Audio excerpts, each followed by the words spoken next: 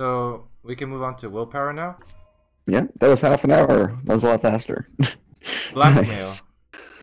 So yeah, Nice. once again, Yeah, unite the 1+5 houses. because of uniting houses. Yeah. Moving on. Yeah, alright. Okay. Helgen Squad Leader. Karakondzhul, do you have any experience with this card? Because I don't really. Yeah, Super was playing like he plays this in all his tokens. Yeah, Link plays it in Token Mage as well. I know he's a big fan of it. I gave us a 2.5 when I was filling out the plan. So I think this has some potential, and again, I think there are a lot of strong players, and I think whereas you even said like Aine's played it some, right? Yeah, chat told me that Aine's played this in the token era, but Yeah. I can't confirm. Yeah, so I think this is a card when that it goes off. Yeah, I mean, I think that you have to either have a 1-drop or have a way to buff it on turn 3. But if you do, it can snowball pretty hard. And unlike Mortal Gatekeeper, it doesn't have to go face, which is a pretty big deal. So I think it's definitely a real card. I think it deserves a 2.5. No, it's definitely playable, but it's very situational and very specific deck. Yep. All right. Yeah. Ravenous Hunger. So again, I gave this a 3. It's only really playable in certain control decks, and I could see it being lower, but it's been pretty key in the Conscription Hollow decks that I've seen limited amount of play, like in Aquaman's list, and again also in like Control Crusader, which is a niche deck, but it's something that's a meta choice you can make for certain tournaments. So I mean, I think it's a real card. It's not like a great card, but yeah, I don't know. I guess you can disagree. I mean, I don't. It's only ever been good in Rage Crusader, and after the Rage nerf, his deck is effectively out. Yeah. So I don't think this card is very strong right now. Give me more like a 2.5 maybe, but yeah. Artam Savant, 1. Alright, let's see. Conjurous Spirit. I talked about this at the beginning. I think it's a 2, not because it's good, but because it might be good later on. Because the effect is really powerful. Like if you're playing that on turn 3 and activating it every turn, like it's a very strong card. But it's really difficult to keep activating it. It either requires to have a Drain on the board or a Bruma, which doesn't sound that difficult to do, but it has to be every turn, and your opponent can remove it, right? Yeah. Yeah, I don't think it's playable at all right now, but I think it's the kind of card that has the potential, if there are ways to abuse it more easily in the future, that it can be strong. I think if mana exists, this can't really exist. Mana is just really better, and if mana exists, there will always be support removed. Oh yeah. When you put it like this, mana just gives you the 2/2 always, right? And this is more conditional than a mana, so yeah. I agree. Yep. Dawnstar maybe even 1.5. So yeah, again, I gave this a 3.5. You could give it a potentially.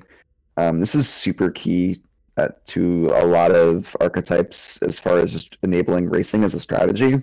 It's the reason that some mid-range willpower decks really, I think, can exist, because again, like you're never like, this does nothing against control, but it will win you aggro mirrors on its own. And like it is the most important card in your deck when you're in an aggro mirror. So I think for that reason, it's definitely deserves a strong rating.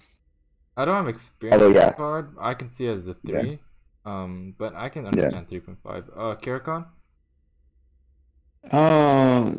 Yeah, I agree with EndoZoa, to be honest. I think 3.5. Like, this is a really, it's probably the best racing tool. Like, it's cheap. It's like free magical free is okay.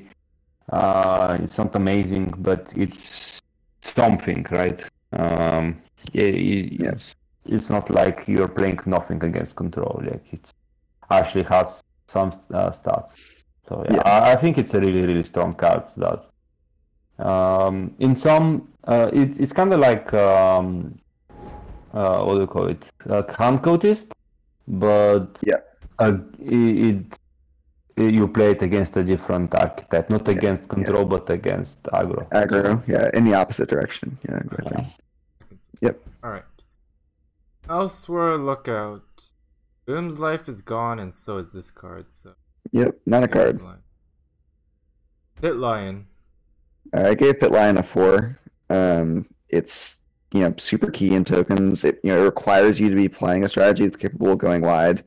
But if you do, it's a massive reward. A 3-mana 5/5 is just, it's a reason to play tokens, and tokens is one of the stronger archetypes in the game.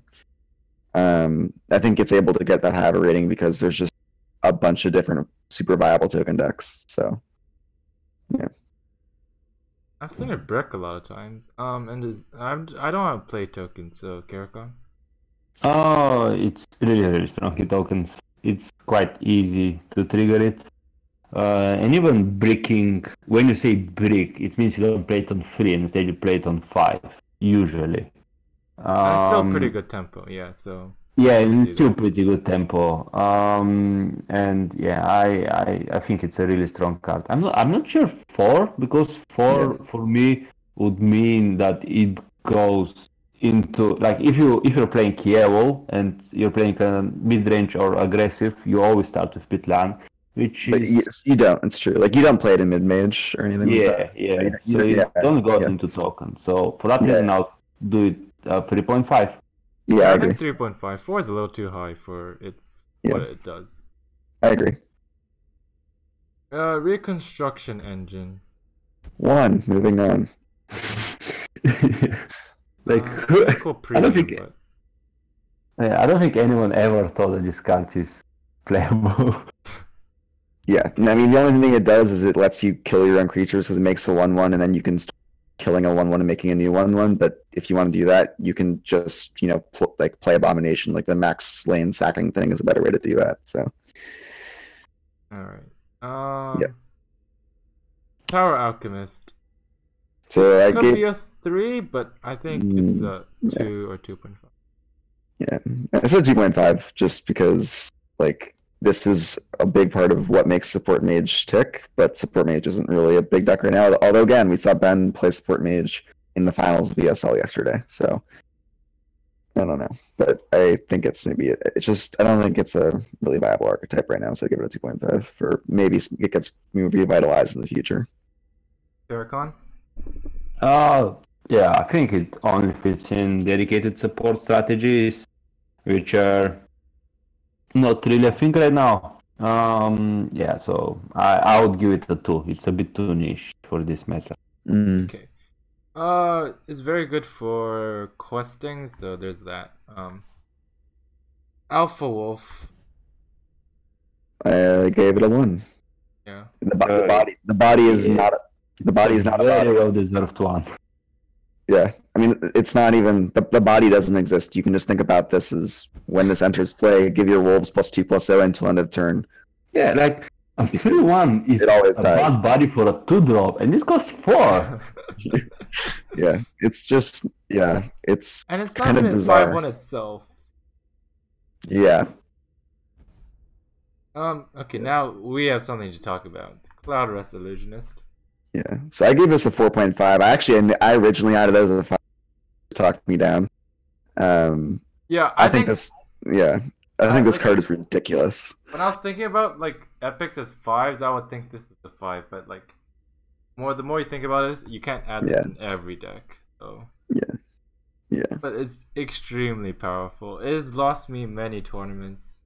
To be honest, not every control willpower played, but some of them do, right? Yeah. I think it's a 4.5 in the same way Telvas is a 4. Yeah. I agree. But the in mid-range, it's absolutely insane. Yeah, it's ridiculous. For me, I think if you're a new player, crafted, you're looking to play Willpower and you haven't crafted any epics or legendaries, this is the first one you should craft, in my opinion. Well, it depends on your playstyle, but yeah, Yeah. that's a good start, in my Yeah. opinion as well. Yeah. Do you think this could lose prophecy tag? Like just talking about. I think it would still see play if it lost prophecy tag. However, I think it'd be. I mean, I think a big. I think if something needs to be changed about this card, it would be the stat line.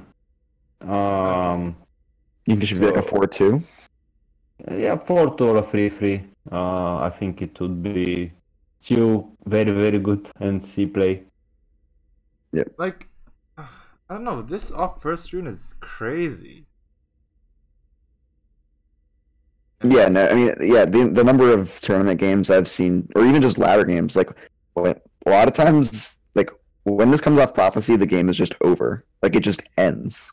Yeah, And that's the thing is like this is a card you are very happy to play on curve. As a 4-drop, it's a nuts card as a 4-drop. Yeah. That's why I think it can lose prophecy tag. Like it doesn't need the word prophecy.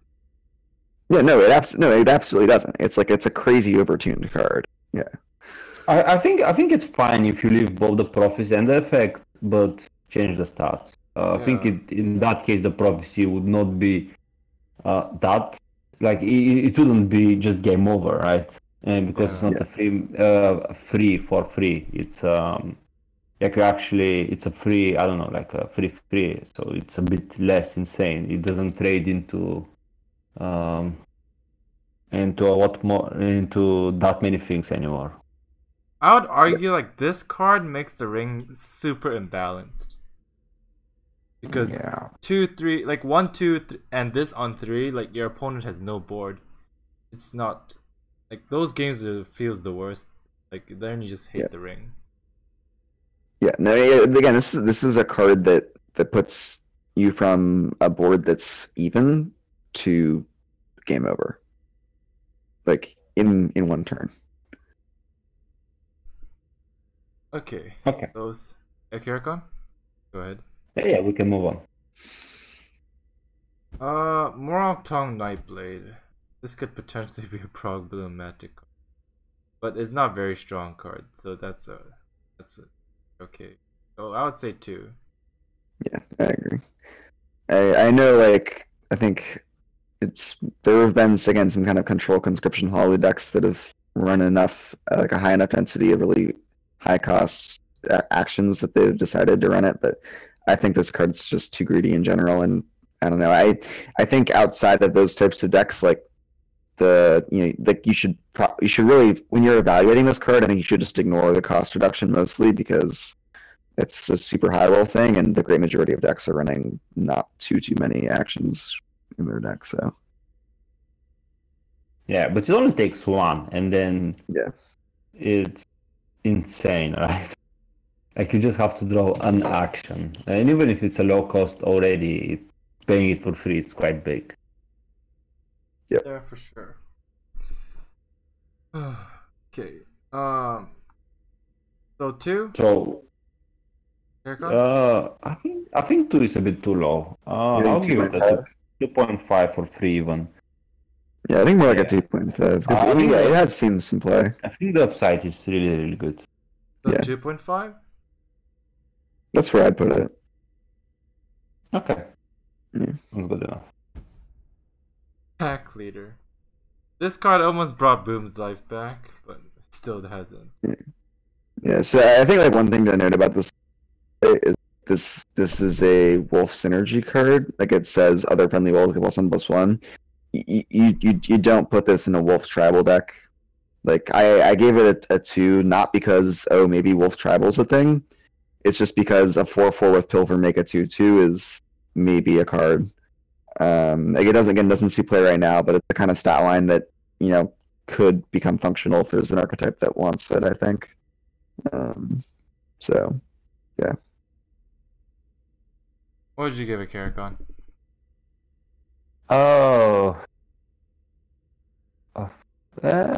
Yeah, maybe a 2. I don't think it's amazing, but it's not terrible. The problem that it has is that there is just so many better yellow 4-drops That a 4 magic, a 4/4 with that Pilfer effect it's not bad, but it's not amazing. I think if it was in green, for example, it would probably be better than a 2, but being in yellow, it's a 2. Yeah, you have Cloudrest, Hive Defender. Yellow just has the best fours. Yep.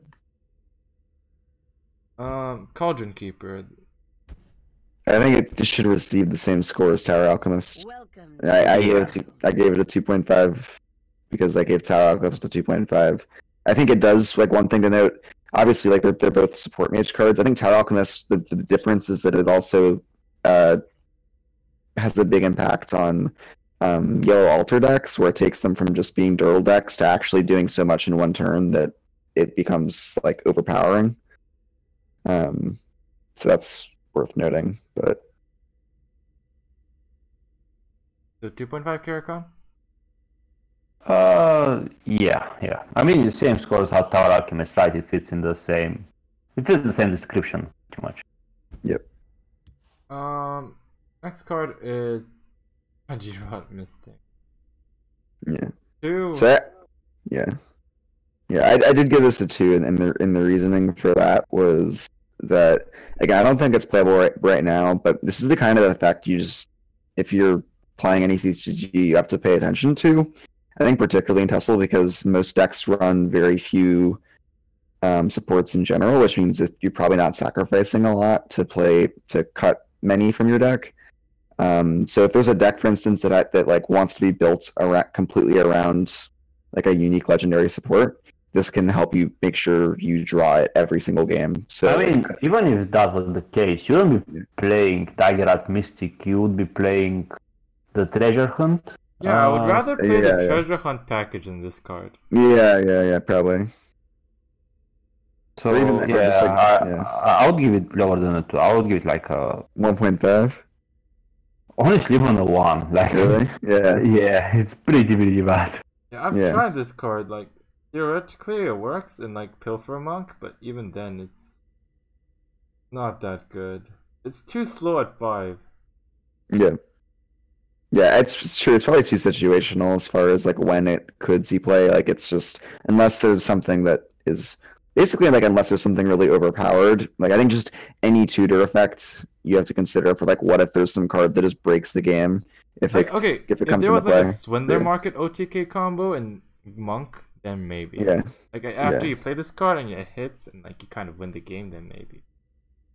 Yeah, we need to see a lot more cards introduced. To make this actually a thing. So. Yeah, right now it's not a card, but it's the kind of thing that if something is busted, it maybe. All right. 1.5. We'll meet in the middle. Fervor. Yeah. 4. It's playable in a variety of decks, I would argue. Mm-hmm. Yeah, probably slightly more than Bitline.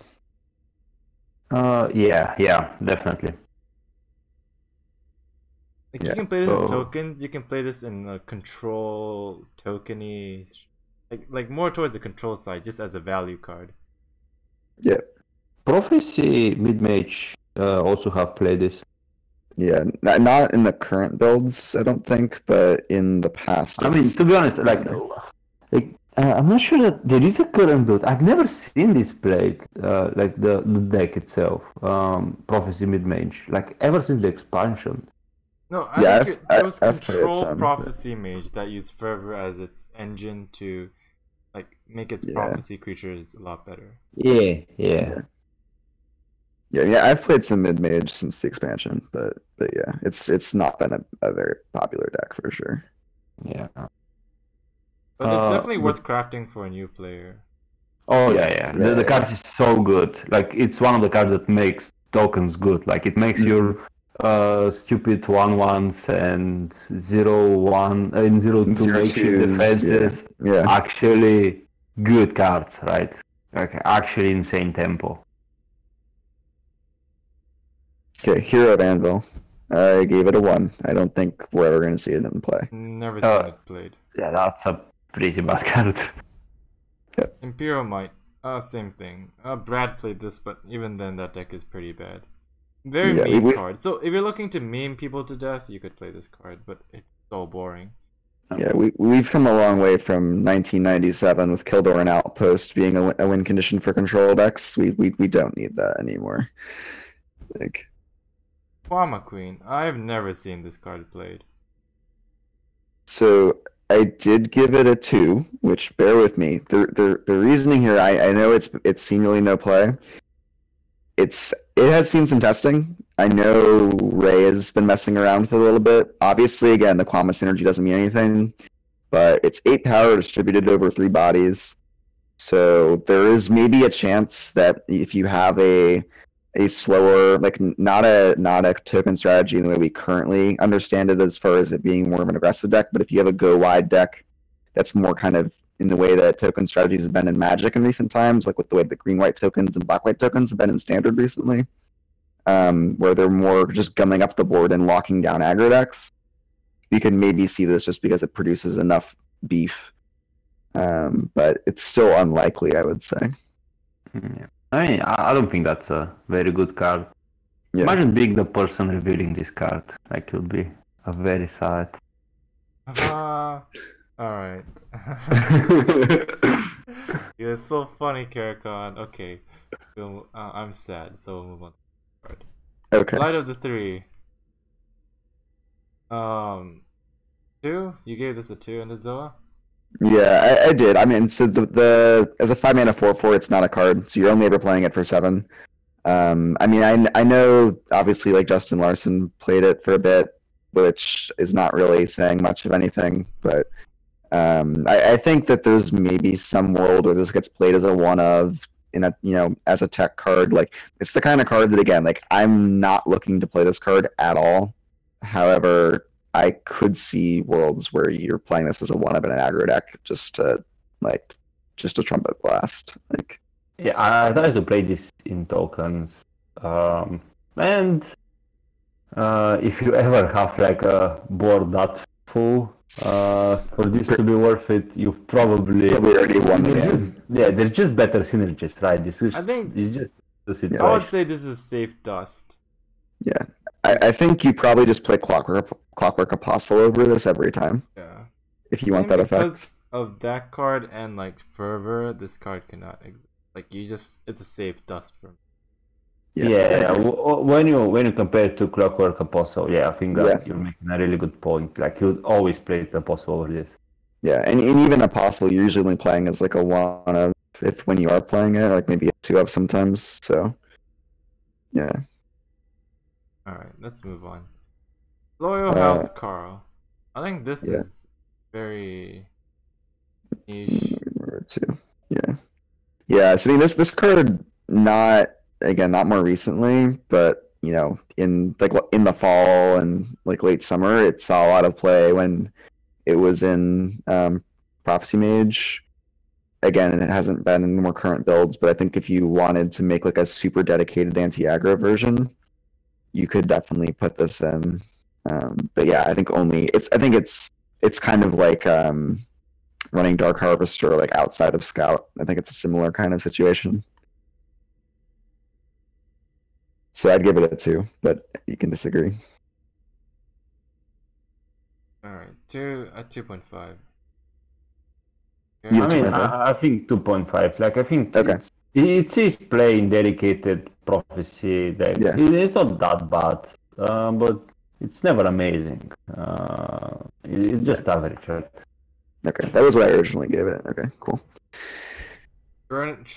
Pillaging Tribune. Oh gosh, this card was the thing.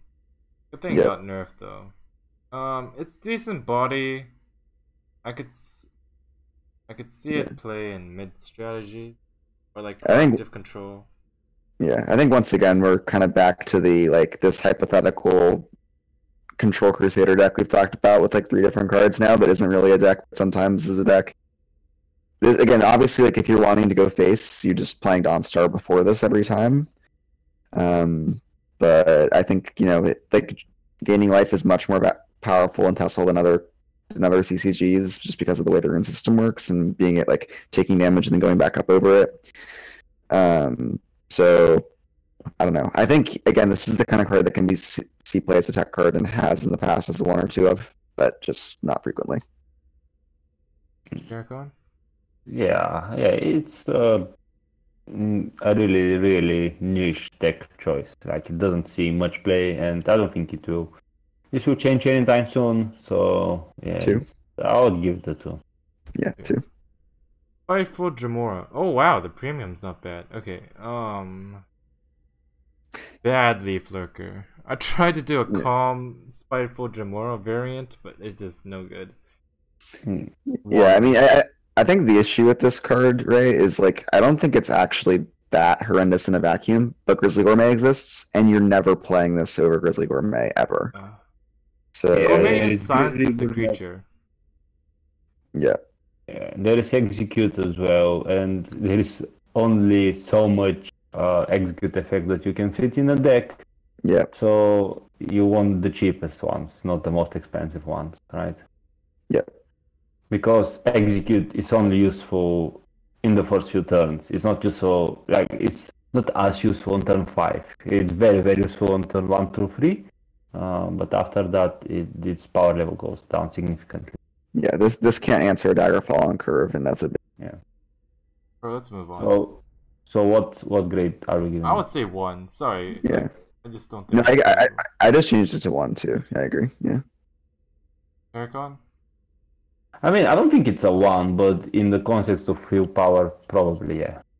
Like, yeah. The premium could be its saving grace, but... Yeah, no, not in a vacuum, but because Gourmet exists, it's a 1. Yeah, Gourmet, and it's a rare, and then the execute, which is it's common, right? Yeah. Yeah, and yeah, well, you just use the dust for something else. You see gems. Alright, Bandit Ring Leader. It's 2 win more. Yeah. Yeah. Yeah. I think this almost never ever sees play. Like maybe you have like an spell sword deck or something where you have really few ways to get draw and you want to use it kind of like, you know, you don't have access to Jarl and you want some way to regas, but that's about it. Oh, 1.5, I think. I think 2. I think 2 is fair. Like, okay. Very niche, but it's quite good at what it does, right? It's just the setup, it's so difficult to do. And I could potentially combo with Master of Thieves, but I mean, if that ever sticks. Yep. Yeah. Okay, next card is Palading Blast. Gosh, this card is so triggered. Oh yeah, that card it's just so bad that you never play around it, and then your opponent has it, and you lose because he has it. And yeah. I mean, I think this is the kind of thing. Like, I think just like we're talking about right there. Like, if you're playing on ladder or like in TESL or something, maybe you play it as a 1 of just for the surprise factor, because like if your opponent knows it exists and they can play around it, then it's like really bad. Yeah, it's really easy to play around it. Yeah, but I think if your opponent doesn't anticipate it, then it actually can be surprising and do some effective things. So I don't know. Yeah. I think it's okay to keep like a 1 copy of Immolating Blast. So yeah, I think 2 is fair. Yeah. Okay. Praetorian Commander. I think this is like a Fervor if you're wanting to play controlled, like, conscription. Like, Aini really likes this card. I've seen him trying it in so many decks. Yeah, and Kassadin yesterday was also playing. I played a game against him where he played Commander into conscription. Yeah. Yeah, I think you put it as 1.5, but I think 2. The Russians are trying to make this work, so 2.5. Okay. Yeah. So if you're Russian, you can play this card. Okay. Wolf Cage. Yeah, like at one point in time, this was the win condition for. So just, I think. Wait, actually? Yeah. Like, no joke, Yeah, this is a win condition. This was the. Wait, what? Yeah, no, like this was like actually like how you killed your opponent with support mage for a bit, like last summer. Like for real, like in the actual decks, like in tournament decks. Oh, but I was playing support mage a fair bit. I never put to the Wolf Cage because it's just so does nothing. Like you'd much rather have like Orb of Vermina than a Wolf Cage, right? Yeah, for sure. Like it gives you some kind of a board, but I think they're just so much better supports. Like even back in those days, I brought support mage to the tournaments all the time, and I don't think that. Yeah, we can cut it down. I've seen it play. I've seen it being played, Wolf Cage, but I never agreed with it. I would play it in an Alpha Wolf deck. I wouldn't play Alpha Wolf. It has insane synergy with Alpha Wolf. Like you summon 3 wolves, so that's a 2/2, a 3/3, and a 4/4, and they all go, and your Alpha Wolf will give all of them +1 attack. So your Alpha Wolf effectively becomes 6/1. Yes. So maybe we get it at 5 because Wolf Tribal's the best deck in the game. I think North Tribe was better, but yeah. Yeah. I think 1.5. Yeah. Okay. Yeah. Nords versus Wolves. Yeah. Karakon, we should play a showcase match sometime. Yeah. Oh yeah, if EndoZoa you want to play some weird decks. Oh no. Shrine Guardian. I don't think it's that bad. Yeah, I think if it's ever good, it's a really bad sign for yellow control. Because I don't think it's good.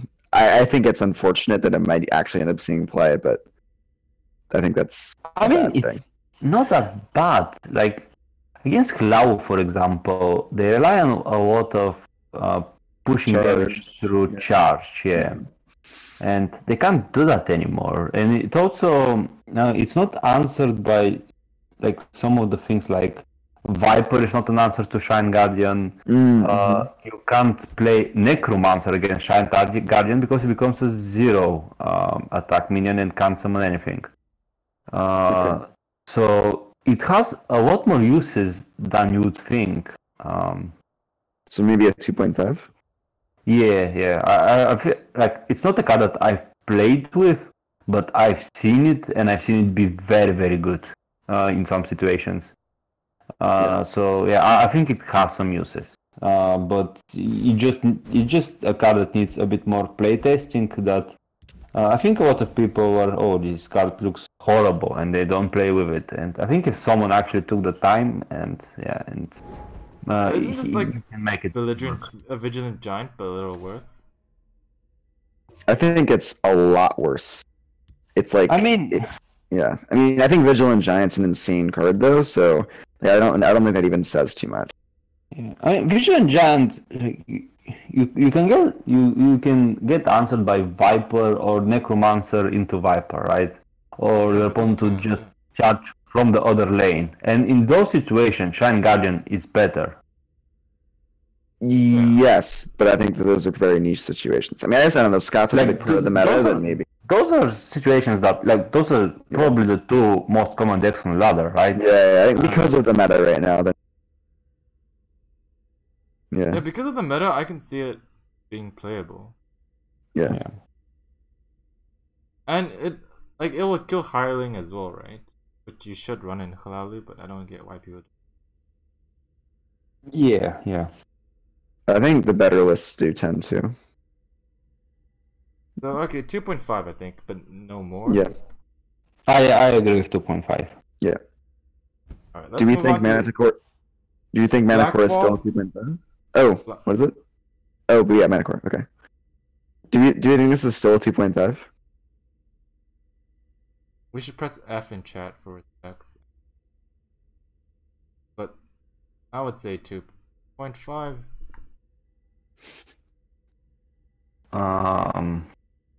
Yeah, I gave it a 2.5, but I don't know.